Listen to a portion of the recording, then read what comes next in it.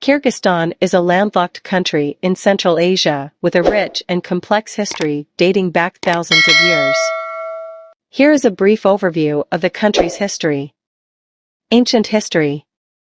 The oldest civilization in the region that is now Kyrgyzstan was the Scythians, a nomadic people who lived in the area from the 9th century BC to the 4th century AD.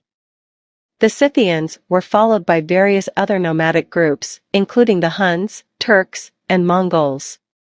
Medieval period. In the 10th century AD, the Kyrgyzstan Empire, a Turkic state, conquered the region and brought Islam to the region. The factories were followed by the Khwarezmian Empire, which was conquered by Genghis Khan and the Mongols in the early 13th century. The region remained under Mongol rule until the 14th century, when it became part of the Timurid Empire. Russian Empire.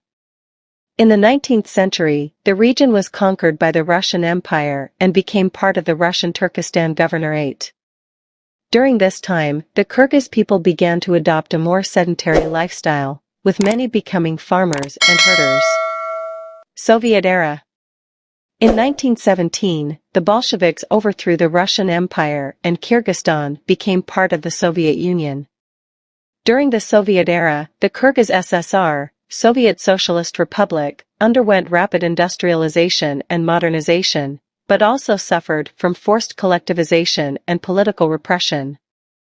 In 1991, after the collapse of the Soviet Union, Kyrgyzstan declared independence. Freedom. After gaining independence, Kyrgyzstan faced a difficult transition to a market-based economy and a democratic political system. The country has experienced political instability and economic challenges, including a revolution in 2005 and ethnic violence in 2010.